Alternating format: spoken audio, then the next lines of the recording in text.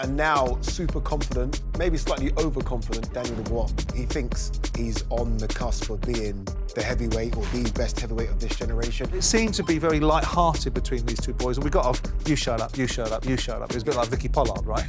You know, no but, yeah, but no but. Bivol was perfect for me. He's going to have to be perfect again. But you've spent time with him over Christmas, 3 months after a big fight. How does he reflect upon that fight now, given there's a passage of time gone past? Disappointed. And I did ask, like, what next? And he said, yeah, Fury. And he didn't stutter through it, he jumped straight at it. He's the captain of his own ship, right? Simon, his team will map out a route for him to go back to the top. I'm sure they will. He would take any of the fights that are put on the table, and if that is Martin Bacoli... Yeah, but I'm questioning that. Well done. If AJ wants to fight Dubois, it's happening tomorrow. I think it's quite Martin Bacoli tomorrow. I know that. I don't mean you know it. How do you know it? Eubank Jnr. retires if he loses this fight. You won't see him in the boxing ring again. That is a fact. I'm pretty clear on my view on it. You don't want to see it? Or? No, I don't like it. Welcome to episode 105 of Talk Boxing with Simon Jordan and Spencer Oliver. Today we're joined by the face of DAZN Boxing and also one of the best commentators around, Adi Oladipo. Nice to see you both. Appreciate it. I've been seeing a lot of imagery of the face-off and a lot of videos surrounding the face-off between Daniel Dubois and Joseph Parker. You were there, you conducted it, you were in the middle of it all. What did you take away from that little meeting of the minds? And now, super confident, maybe slightly overconfident, Daniel Dubois. He's now someone that truly believes in himself. He thinks he's on the cusp of being the heavyweight or the best heavyweight of this generation. I almost felt, sort of going into it, there was an overlooking of Joseph Parker. Obviously, you remember that bit where he went in the ring after I interviewed Alexander Usyk and he was calling out Usyk and it was almost like, oh, Joseph Parker's a formality and it's done. I'm going to fight Usyk and then I'm going to fight whoever, AJ, whoever. And I felt like I got that sense from him in the face-off. His head was down, not interested. And he only seemed to get interested when pushed by Andy Lee about the quitting against Alexander Usyk. Yeah, that jab. Yeah. So that's the only time I almost felt like he got a bit of a G-up. He almost looked at Joseph Parker, and I look at Joseph Parker as a really tough task for him, but he almost looked at Joseph Parker as, it's a formality, it's done. And I guess, look, you get that confidence when your back catalogue says you beat Hrgovic, you beat AJ, you beat Jarrell Miller, and you had some good rounds against Alexander Usyk. So he's probably thinking he's done the toughest part of his stretch already, and at this one, it's just a case of, give me another defence and we move on. But he seemed really confident. Joseph Parker also seems confident. Andy Lee does as well. Frank does what Frank does, but I got an overconfidence feel from Daniel Dubois in that. Do you think that's convected confidence in terms of it's manufactured, or do you think it's real confidence? Because what I heard Daniel do, he parrots a lot of other people's lines. And I don't mean to be disrespectful. I don't think it's because he's a natural raconteur. He doesn't have his own shtick. You know, he picks up what someone else says and then he adopts it into his repertoire and repeats it. And we saw some of that on the discussion. But do you both think that Daniel genuinely believes that he's now where he needs to be, or do you think it's a little bit of false bravado that's being built around him because he's the heavyweight champion of the world? That's what they do. No, I think I genuinely believe it, and I think that's partly because of the good run of form that he's had against the opponents that you just mentioned, especially against AJ. He now genuinely believes that he is the world heavyweight champion and he could be the next one to reign for some time. He does genuinely believe that. That gives you that added confidence. It elevates you to another level. Don Charles as well must be mentioned in this part as well, because Don Charles has been brilliant in working on that side of things. Sorry, Spencer, across you, but why wasn't... You've got Andy Lee there, and you've got Don, and Don's been quite vociferous about being overlooked in the past and being maligned and not given the credit that he's due. Andy Lee is training Joseph Parker. So why was Frank there? No idea. No idea. Honestly, when I was asked to do it... Hand-holding? Yeah, when I was asked to do it, I was like, OK, is it going to just be Dubois and Parker? Because I think Dubois now can handle himself in this situation. And we know Joseph Parker can. Yeah, exactly. Yeah. And they said, OK, no, Andy Lee's going to be there and Frank Warren. And I insisted, no, let's get Don in. I think it makes a lot more sense. Sure. I'd love to see Andy and Don go at each other, because the things that Andy said about Daniel that I know Don would have jumped on straight away. So, yeah, it was disappointing not to see Don there. And I do think Don, sometimes I know he can get upset with the way in which he's looked at, but I do think he's been overlooked sometimes. Yeah. He's emotionally invested. That's the thing with Don. And he has played a big part in Daniel's remoulding as a fighter. Not just physically, but mentally. And I think that must be... You must give that credit to Don Charles for doing that. Was there any jeopardy in the conversation? I mean, we saw the altercation between Anthony Joshua and Daniel Dubois, where Anthony got up and got irritated, and Dubois was having none of it, and Frank Warren said, that'll do, let's pair it off. But it seemed to be very light-hearted between these two boys. And we got off, you shut up, you shut up, you shut up. It was a bit like Vicky Pollard, right? You know, no, but yeah, but no, but. But did you get a sense of real animosity in the room, energy, or was it just very relaxed? I mean, Daniel doesn't create that much tension, It was so relaxed until that moment. And it's strange, because when you're in the middle, you're trying to gauge sort of the temperature in the room. And although there was that shut up, shut up, shut up, Dubois was smiling through it. And then Dubois stopped smiling, and that's when Joseph Parker realised, OK, you're being serious. Because I think Joseph Parker thought the shut up was a thing. And when he kind of swore and said, you're talking rubbish, you're acting, I saw Joseph Parker's demeanour completely change. Yeah. And then they did that stare. And sometimes you watch those things and it's edited. That stare was legit. And I thought, oh, do I jump in? So I kind of left it go for about sort of 10 seconds, and I wish I let it go for a bit longer because it felt like it went on for 10 minutes. And that stare there, I think we're about 20 seconds away from one of them doing something. Really? Yeah, honestly, I felt like Dubois is either going to stand up or Parker's going to stand up. And then I think Frank smiled at Parker, and then it kind of just simmered. And I was like, why'd you smile? I really thought they were going to go. Well, I think that it tells you that both fighters are super confident. That's where you're at with it. Both fighters totally believe in themselves. Well, they will be, won't they? Because they're both on recent form, aren't they? Yeah, no, but that's exactly it. They're both remoulded, and they've both sort of run that level together in the last 12, 16, 18 months. Top six heavyweights. I think it's the most intriguing fight in the heavyweight division right now because it's a real banana skin for Daniel Dubois. Daniel Dubois, yeah, he's on a great run, but Joseph Parker as well. Joseph Parker is only 33 years of age. People forget that. They think he's been around a long time. You mentioned in 2016 when he won that WBO World Heavyweight title. It's a long time ago. And he's much better than he was when he won that against Andy Ruiz. Yep. He's much better than the guy that fought AJ in Cardiff. He's much better now. I think him and Andy Lee are in sync. He's put on a bit of size. He looked really big. Yeah. He thought he was going to fight Zhilei Zhang. So he put on, I think, 20, 30 pounds of muscle. He has come down a bit now because obviously it's not Zhang, it's Dubois, and he wants to play the speed game. But he's super confident. I think his only worry is that he really hasn't fought since then. He hasn't fought since the Zhang fight. And he's like, well, come on, I beat Wilder, I beat Zhang, why have I been frozen out? Whereas Dubois has stayed busy. He did bite on the Daniel Dubois observation about, well, what about you and Joe Joyce then? And he went straight into, well, I wasn't very well mode. And we didn't hear that directly. We've heard that being said in recent times, but we didn't hear it after the fight because we were there, weren't we? When Joe Joyce took an enormous amount of punishment from Joseph Parker and then it eventually knocked him out. I spoke to him about that, Simon, in Saudi, I don't know, maybe a year ago now. And he talked about it. He said, listen, it's not for me to highlight that. As soon as I go out there and say that, people go, yeah, making excuses. Yep. He chose to keep that quiet, but he did bite there and say that. But he come back very well and said to Daniel, well, what about you and Joe Joyce? Again, you went down with a jab, but, we'll talk to us back there. So I think that back and forth, I think Joe handled himself very well. I mean, I'm in the camp that I think Daniel Dubois is going to knock Joseph Parker out. Not because I want him to, and not because I don't rate Joseph Parker, because I do. But a lot of stock is being made of Joseph Parker beating a washed-out Deontay Wilder that's no longer fit for purpose. Yeah. Right? And a 42-year-old Zhilei Zhang, whose best wins were against a Joe Joyce that was exposed for being very one-dimensional with respect to Joe, whose biggest claim to fame before the first fight was how many shots he could take, and he proved it, and eventually took too many shots because we were all talking about Joe Joyce could take any shot. Look at him, he's made of granite, and he bought into that himself, and then he shipped punishment in the second fight. He should never have taken Zhilei Zhang on. But I look at Joseph Parker as being someone that's improved markedly under Andy Lee. He's more has more propensity to let his hands go than the version that fought Anthony Joshua in 2018, which was a boring fight that the referee helped contribute to was a boring fight. But also Anthony was fighting for other things, and so he was keeping out of range to some extent during that fight as well.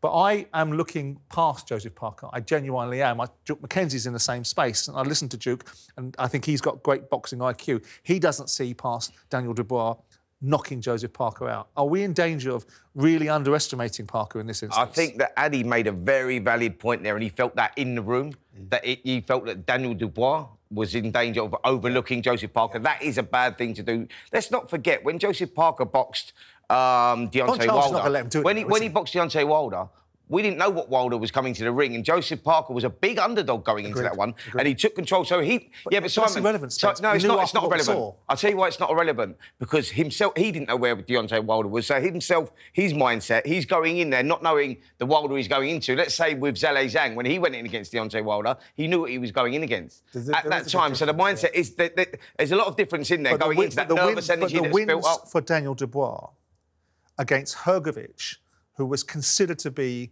a real viable contender for a world title. Yes. And the destruction of the soon or expected to be anointed Anthony Joshua on the back of his redemption are far more compelling 100%. than the wins. Agree. So it is right that Dubois should be potentially the favourite. That Daniel Dubois, and it isn't just the wins, it's how he's beat them as well. Totally. He bullied the bully in Hrgovic. He did. To the point where Hrgovic was like, OK, no more. And shipped punishment, by the way. And took some shots. And then it's the magnitude of the fight against AJ. This isn't AJ fighting in Saudi Arabia, where it's a bit smaller. The crowd in Wembley aren't Stadium, involved. This is Wembley Stadium, 96,000. And you've won every part of that fight aside from a minute. Yeah. So it's the magnitude of the wins. He's going out there now to destroy fighters. He's not going out to box. He's saying, OK, these are my attributes. I finally got a coach that's unlocked those attributes, and bang. Right. I think Dubois is frightened. I think he's at the perfect age. Yeah. I think he's confident in and out the ring. I think that helps as well. And I think he's got the team around. Well, we're going to see, aren't we? We're going to see. Let's move on to the main event on February 22nd, which is Beterbiev versus Bivol. A fantastic fight. Yeah, I mean, a fight for the ages. We had Dimitri Bivol on the show a couple of weeks ago. Let's have a listen to what he had to say. The big question about you is, over the years, people have watched you and become acutely conscious of how good a fighter you are. When we saw you fight Craig Richards back in the day, people felt that Craig Richards could have imposed himself more in that fight and might have had a better opportunity if he'd have been a bit bolder. And then we saw you against Canelo Alvarez and the world changed, not necessarily through your eyes, but through other people's eyes. But the big question about you with Beterbiev, Dimitri, is about punch power and the ability to be able to back him up and stop him from imposing himself in the way that possibly he's done on most of his opponents. Do you think you've got the punch power to be able to deal with him? And do you think you need to stop him to win this fight? I think that I have to create more successful moments to win him. I had these moments in the first fight, but I just need to create much more moments like this. And about power, I feel that I have enough power to stop any boxer in my weight division. It's enough power. It's just about to deliver this punching powers. Listening to what he said, I mean, do you agree with the way he's representing his side of the arguments? No. And I'm the biggest Dimitri Bivol fan. I think he's sensational. I don't think he has the power to stop Beterbiev. Keep him off. Yeah, to keep him off. I was ringside for that, and he landed some really big shots, and Beterbiev's a couple of times walked back, but most time walked through those shots.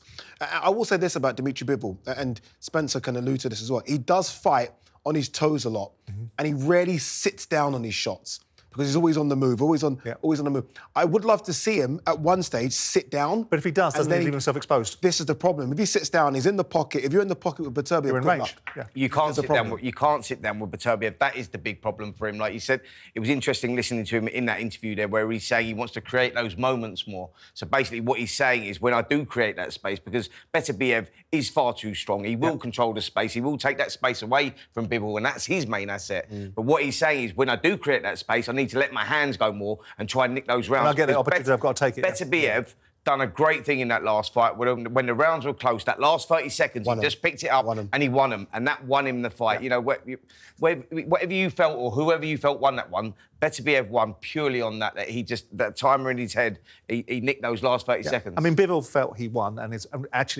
very, very pleasing to see a dignified loser every now and again. I don't want to see people losing all the time because it makes them a loser, but every now and again, you've got to be dignified about it. Given all that we've just said, given your thought processes about the fact that Bivol isn't right in making the observations that he has the power to potentially deal with Beterbiev and back him up, how do you see this fight playing out? Same as the last one. Same as it? Same as the last one. Honestly, Bivol was perfect for me. And he's going to have to be perfect again. And I think that the only difference is, can he steal a couple of rounds that are close? Can he do it again? I'm not quite sure. My thing is, who does this help, this quick turnaround? And Beterbiev went into that fight after knee surgery a few months before. The knee's perfect now. Going to be better now. The knee's perfect, so his own movement. Beterbiev, I spoke to Beterbiev a few days ago, and he was upset with the performance. Yeah. He was upset that he, at times, got outboxed because he thinks he can outbox Bivol. So Beterbiev's going in there this time thinking, I'm going to outbox you. He can't. I know I'm bigger and stronger. He can't, but I do think he gave Bivol so many exit points, and I think he's going to cut those exit points off. And it's up to Bivol. Bivol's going to have to stand there and try and man-o-man him. Yeah. And I don't know if he can do it. If he does that, he gets stopped. And when he does create that little space, that's when he needs to make it pay. And I think that he was guilty of not doing that before. He was creating a space and he was allowing Beterbiev just to, regroup, come back again. But yeah, Beterbiev, he's the guy that's going to be pushing. I agree with Addy. It's going to be a very similar fight. I think it's going to go down to the wire again. Do you? But you just think that strength, that added strength, and Beterbiev will be better going into this one. He's 40 years of age. Time is not on his side, but I think that last fight would have helped him a lot. Because Bivol said, didn't he, if I just correct my memory, I've got to do what I did before, but better. Yeah. And we're saying to do what he does better, he's got to put himself in the way of things in a certain way. And that means, I think, that Beterbiev will stop him this time round for what my opinion is worth. Could do. But whatever, it's going to be a great fight. Great fight. Absolutely. Great. What a main event.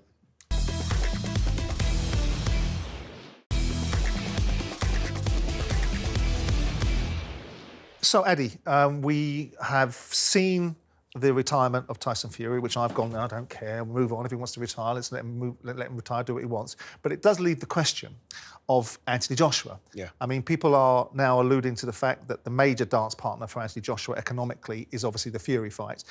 I think you alluded to the fact that you had encouraged or were encouraging Anthony Joshua after the Dubois defeat to potentially look at retirements. Yeah. You've spent time with him. Where is Anthony Joshua? What do you think is in his mind, and where do you think the direction of travel is? He seems to be in a good space. I met him in Nigeria, where it's almost as though he wanted to press the pause button and just get away from the noise and just go to Nigeria, refocus, relax, get some sun on your back. And he seems now to be in a space where, OK, I'm back. I'm back. What are the options? And look, I think the one option we spoke about, and I spoke to him a few weeks after that Nigeria event, was Tyson Fury. And he seemed to be all guns blazing for Tyson Fury. Like, OK, I just want this fight. I don't know if I can win, but it's the most fight that generates the biggest money. It's the fight everyone's been asking for. Yeah. Let's just do it. Let's just do it at the end of our careers, both of them. And now that's kind of, again, we don't know if Tyson Fury is officially retired, but now that looks like it's been put to the side. It's now a case of, OK, what do? Do you do a rebuild like you did when he lost to Usyk and go down a level and fight the Jermaine Franklin types? Or do you go straight in with someone, risky, and just go for it? Yeah. So AJ's going to have to... If AJ's here for the next 2-3 years, then, OK, you do the real rebuild job. If I think AJ, and I do think he's only here for another 12 months, you just take the toughest fights, rebuild the to most what? money. I mean, obviously, we all sat here and everyone ruminated about Anthony Joshua and the rebuild. And you saw Jermaine Franklin, you saw Robert Helenius, you saw Otto Wallin, and then you saw Francis Ngannou. And everybody was delighted after the Ngannou situation because of the debacle of the Fury Ngannou situation. So everyone then, he's back, he's got the eye of the tiger, he's good to go, he's going to put himself in range, he's going to let his hands go. And you see the destruction of him. So he wasn't redeemed, he wasn't rehabilitated, he wasn't at the level that people assumed he was. Right? So there isn't a space for a rebuild. There is no rebuild. Because the rebuild opportunity's been and gone, because everyone's going to say, as soon as he goes in with a live one again, he's going to get the same situation. I don't think he's in that place in his career anyway. I don't think that that's an option that he would like to go through again, where you go through that 2 or 3 fight rebuild thing. I think now you have to dare to be great. You've got to go in with those names. You've got to take a risk because you're at that stage of your career. You said it there. You were with him. 12 months. You were with him. Yeah. So you must have an insight into where he's really thinking, because ultimately, how does he reflect, given the passage of time that's gone on, right? You hear the instantaneous reaction and you hear a little bit of leakage from his camp in terms of potentially they don't want him to fight Daniel Dubois. Yeah. But you've spent time with him over Christmas, 3 months after a big fight and a catastrophic outcome for him. How does he reflect upon that fight now, given there's a passage of time gone past? Disappointed. And it's funny because I saw him from a few metres away and I was like, oh, I maybe overread AJ. I read his body language, I read what he's saying. I sometimes don't take what he says as fact. I kind of just look at him.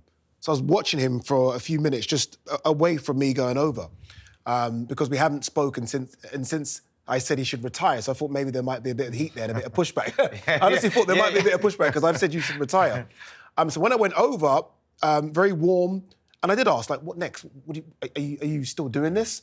And he said, yeah, Fury. And he didn't stutter through it. He jumped straight at it. That's what we want to do. If that doesn't happen, I think you go Hrgovic. Honestly, I think you go Hrgovic, Dubois, or Hrgovic, Bakole. I think that's all you do. I've heard a lot of people say Dillian White. I don't want to see a Dillian White fight. I don't want to see a Deontay Wilder fight. I think you go in with someone who's only lost once as well in Hrgovic, and then you go. And I think we'll gauge a lot and see a lot where Where's he is. the value of Hrgovic? Hrgovic is just to see if it's still there. You know what it is? I think it's just to see if it's still there. Right. It's just to do a training camp, go through sparring, and to ask yourself if it is really there. I think there's one thing saying it, and there's another thing knowing it. Yeah. And I think Hrgovic will look at AJ's performance and think, I can do you as well. So I think it's a closer fight than people think, and it's not a complete drop down. It's still someone top 10, top 15. But I think you know from the Hrgovic performance if we even want to see a Bakole or a Dubois. Because right now, if I'm honest with you, and I say this as a big AJ fan, I don't want to see Bakole. I've been shouting for, Riyadh season in Africa for a long time, but I think Bakole's super dangerous. And Dubois, it looks like AJ's team don't want to see Dubois. So let's see where you are against a good guy in Hrgovic, and then we'll all know. I think that what you're saying about the Anthony Joshua situation is that AJ will fight any of them guys on the table. That is a fact, right? Whether that's Martin Bakole, it's not. If it was his decision, he would go wherever. Just give it wherever you want. It is. But he's the captain of the ship. His team will also map out a route for him. He's the captain of his own ship, right? He has regularly said this himself and repeatedly said this himself. Simon, his team will map out a route for him to go back to the top. I'm sure they will, right? But what you're saying is that he isn't captain of his own ship. If he wants to fight Daniel Dubois, he'll fight Daniel Dubois. What I'm saying is he would take any of the fights that are put on the table, and if that is Martin Bakole... Yeah, but I'm questioning that. Because I'm questioning that because I'm saying to you that he has autonomy, right? You're suggesting that he doesn't have autonomy because his team will map it out. So either he has autonomy or he doesn't.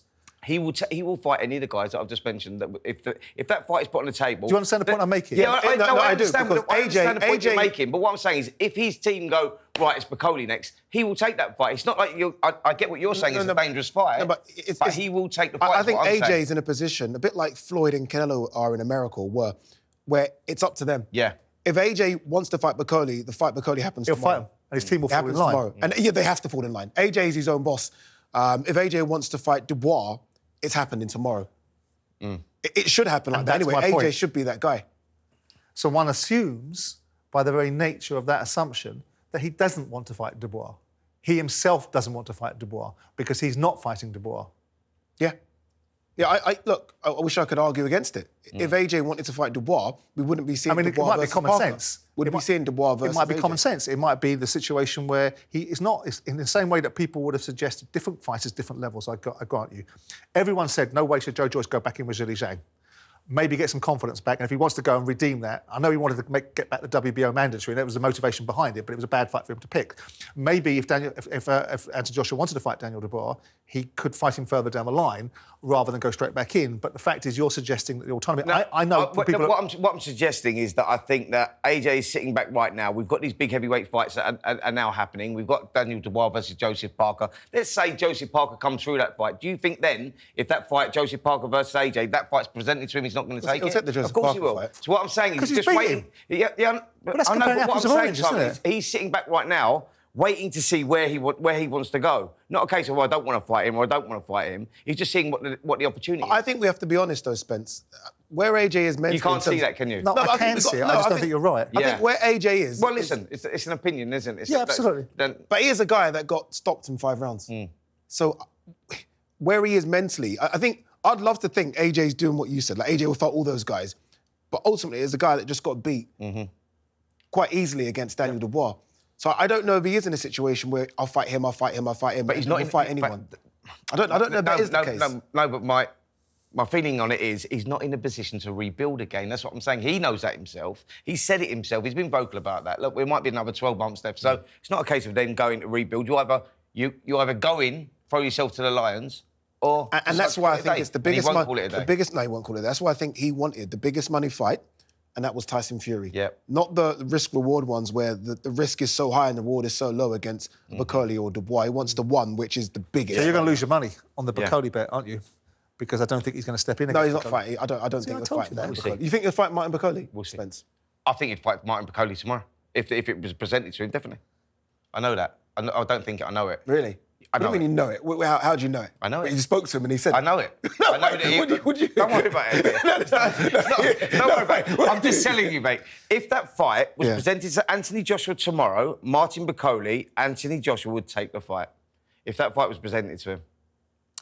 Well, we'll see, won't we? I mean, I get the impression, and I know people that are quite close to him, that he's very calm in his mind and very relaxed. One of the things he's been struggling with over the years is finding his own identity, finding his way through the challenges in life about what's expected of him, who he's got to be, why he's got to be this way, what people judge him by, the standards. He's now found the clarity of a maturing athlete. Or it might be on the back of a terrible defeat, and the expectation levels now are being suppressed, and he can live his life in a slightly different way, because walking into that arena, as we all know, there was a very small contingent right up in the rafters and a few down by ringside that were supporting Daniel Dubois and expected Daniel Dubois to win. It was an anointment.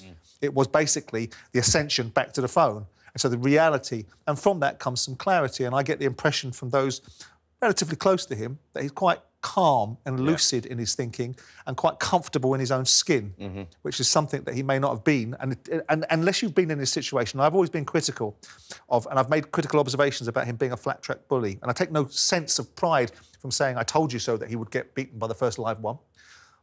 But the pressure that he's been under, I saw it a couple of times. When I watched him against Jermaine Franklin, and the whole auditorium, arena, stadium goes into a different mindset the moment Anthony Joshua walks into a room. It's incredible. And whether you can relate to that or not, or whether you think that's the price on the ticket, or that's what it takes to be the poster boy of boxing, it's an immense amount of pressure. Yeah, absolutely. And I think that it's very difficult for modern-day athletes, without giving them any excuses, because I don't give people excuses, to contend with that all the time. And maybe, to some extent, losing to Dubois might have released something in Anthony Joshua that enables him to finish his career in peace and harmony with a big bank balance, because he's going to fight Fury, right? Yeah.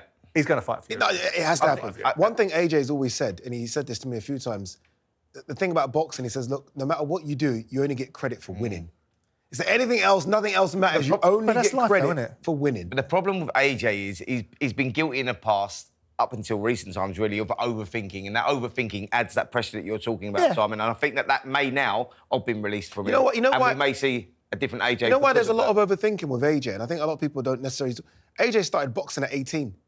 A lot of the people he's fighting have started boxing when they were 8, 9 and 10. AJ's having to catch up, and he's caught up physically, really. That's his thing. He's caught up physically. But he can reconcile, I mean, without speaking for the fellow himself, he will look at the Ruiz fight and go, there was a backdrop to whether there was something going on in the dressing room, whether there was a panic attack, whether there was this. Go to the Usyk fight. Everyone said he fought the completely wrong fight. Yeah. Remember, McCracken was picking the wrong style. Go to the second fight, he was much better. In this fight against Dubois, there's no debate. It was just a complete. Yeah, I think the problem was that the brain's always been put somewhere else as opposed to looking where the problem may lie. And I think that you can't deny what happened last time. It was look, he says it himself. He made some fundamental mistakes, some schoolboy errors, going back in straight lines. You get caught with a shot. That's boxing, heavyweight boxing, and it happens. Time will tell. Yeah. We'll look forward to seeing what he does next.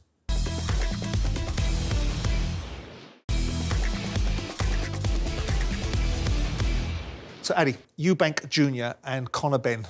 The much-awaited fight in some quarters has been announced for April 26th at my mate Daniel Levy's Tottenham Hotspur Stadium. Yep. I'm pretty clear on my view on it, for what it's worth. What?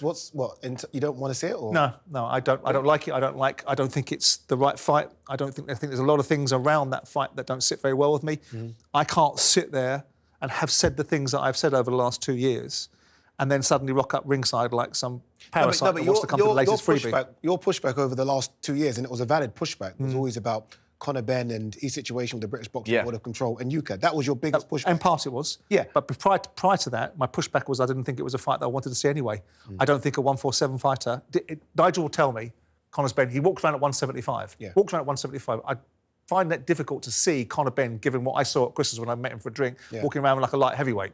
Right? But if I'll bow to Nigel's knowledge, right? I don't like a 147 fighter that I think should be ploughing his trough in his own division. 147 for 2 years.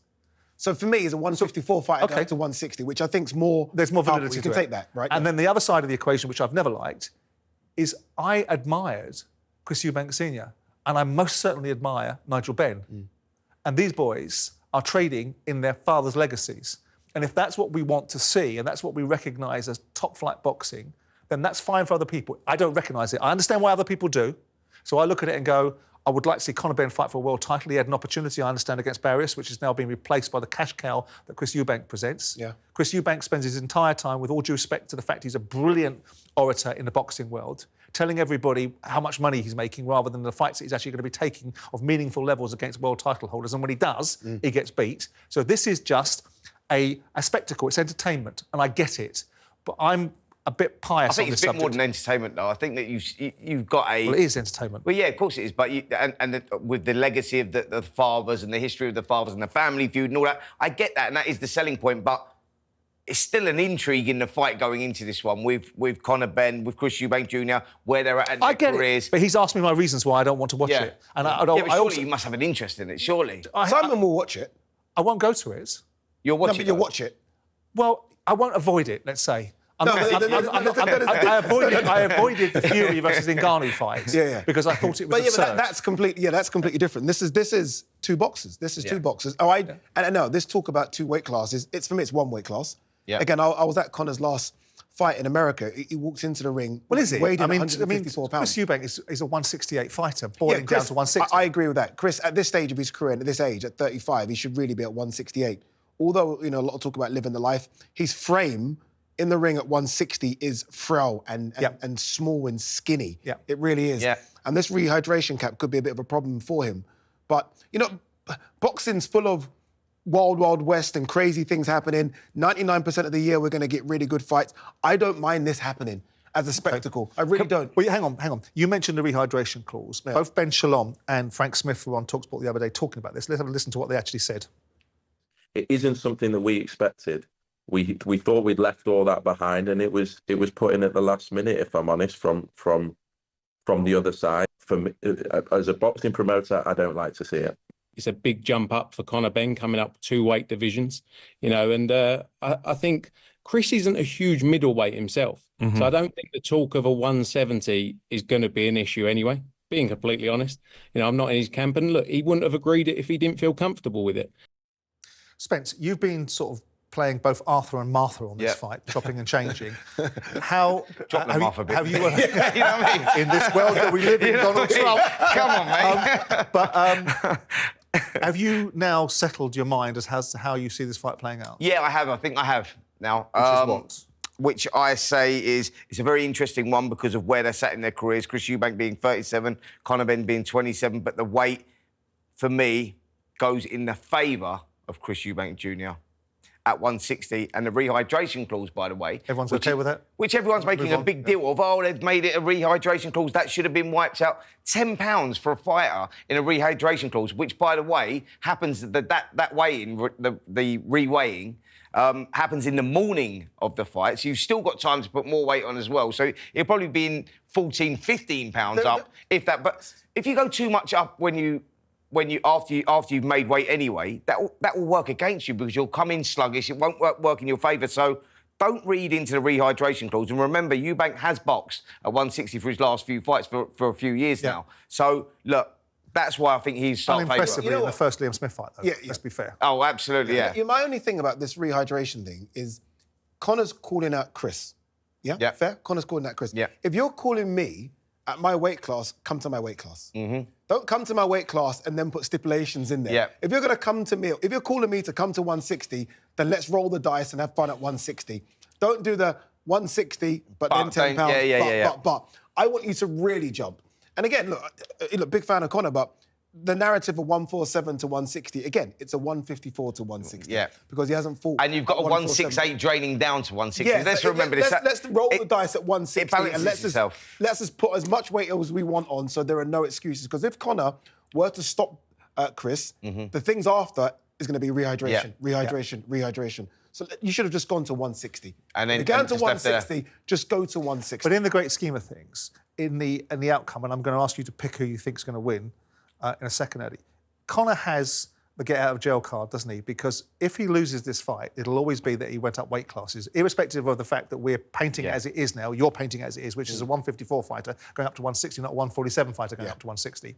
But he'll always have that. Whereas if Chris Eubank Jr. loses, that's really the end of discussion, or potentially should be, for Chris Eubank Jr. being marketed now as a going concern fighter that can fight the top end or the top echelons of whichever weight class he chooses to participate in. Agreed. This is risky for Chris. Chris loses everything here. I mean, obviously, he makes money. I don't want to say it's a lose-lose because he makes a lot of money regardless. But for Conor Benn, I mean, he's almost in a situation, as you say, if he goes up, he got beat by the bigger guy. He's got to get out of jail card. Yeah, complete. Chris Eubank Jr. retires if he loses this fight. You won't see him in the boxing ring again. That is a fact. And let's not forget as well, by the time this rolls round, Conor wouldn't have been in the ring for 14 months. Yeah. So Conor's going to say, look, I was out the ring for 14 months. I jumped a couple of weight classes. You're the more experienced guy. I lost, I tried, I gambled. Yeah, of course. I mean, if the result is in some way not to Chris Eubank Jr.'s liking and he can sell a rematch, then we'll see him back in the ring in the same way that we saw him back in the ring against Liam Smith. Yeah, well, listen, it's all about the money, isn't it, if that's the case? I think Conor stops. It's always been all about the money. I think Conor stops Chris. So do I. Oh, wow. Yeah, I think Conor For what my opinion is worth saying, given the fact I'm not going to the fight, I do. I think the sheer ferocity and the bad intentions of Conor Benn will catch up with Chris Eubank Jr. I think Chris takes a hard-fought points decision. I think he takes. Yeah, I think I give Conor 6 rounds. Yeah, but I think and if he hasn't done that, after that, once it goes past 6, then Conor. You want to have another bet on that, do you? Yeah, come on. Yeah. Let's do it. Let's do it, mate. Nicholas said no more bets. Talking about. I'm in a lot of trouble, mate. He's stitching me up. Okay.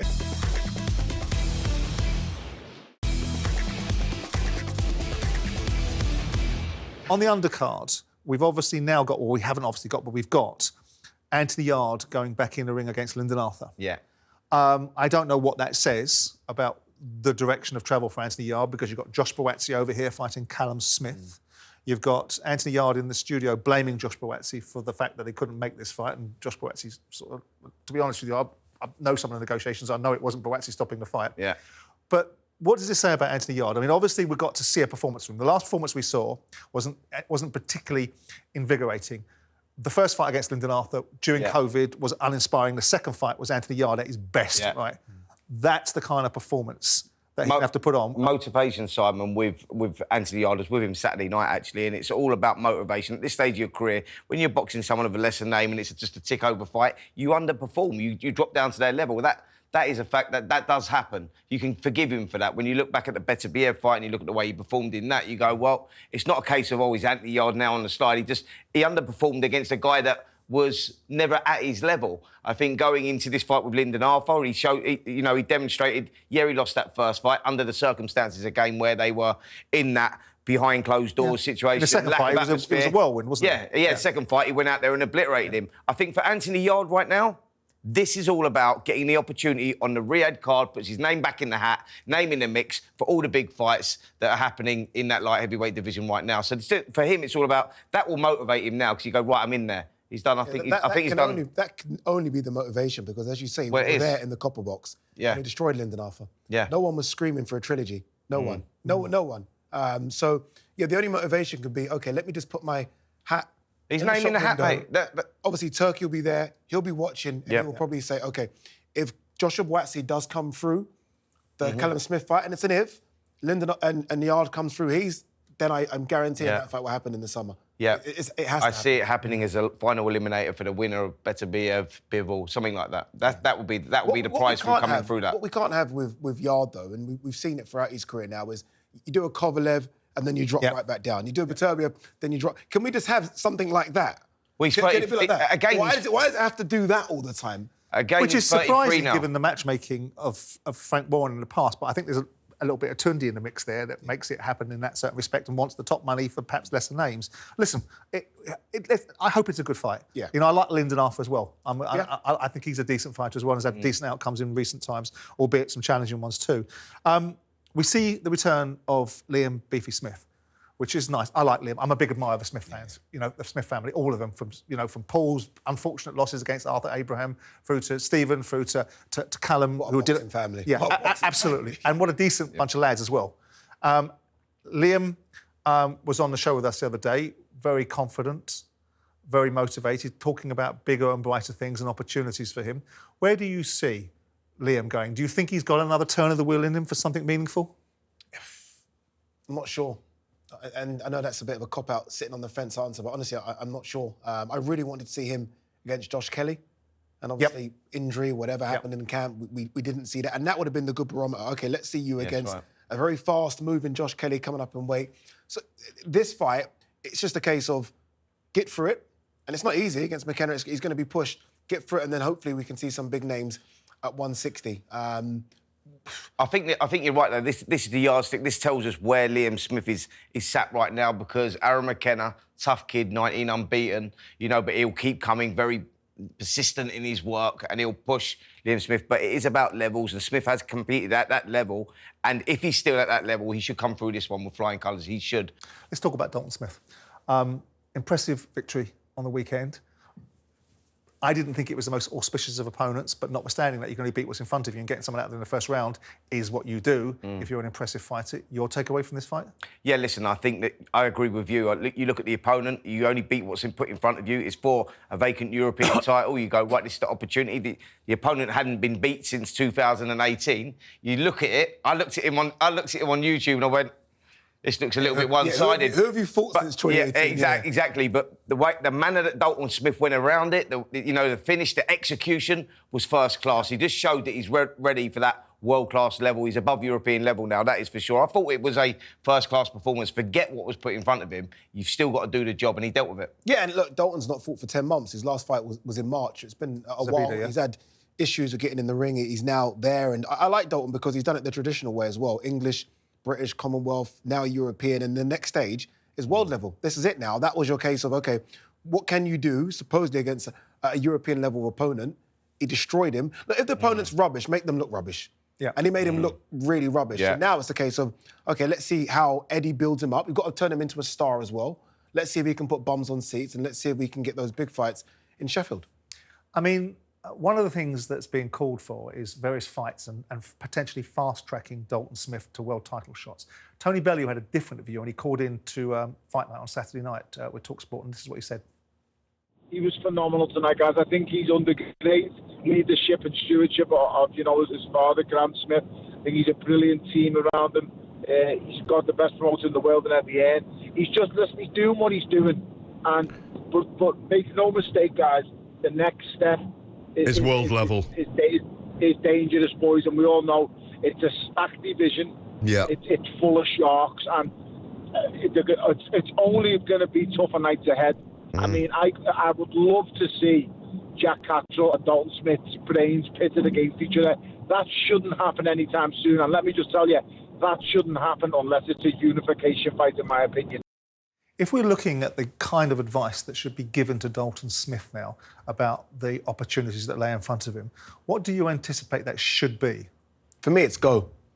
It's go. I think sometimes we overthink these things with his fighters. He's unbeaten. As I said, he's won all the belts. He's looked good. He's stopped some good opponents. It's a go time now. You're 27, 28. Let's see what you've got. Yes, as Tony alluded to, the 140-pound division is full of sharks. So many good fighters in it. But a lot of those fighters have lost. So there's no unbeaten king in that division. In fact, I don't know who the king of the division is. Some people say Teofimo Lopez, and maybe so, but let's see what you've got. You only know if you're at that level when you fight at that level. I think once you continue to take cautious steps, there's a problem. Let's see what you've got. But he's not in Jack Catterall's level, is he?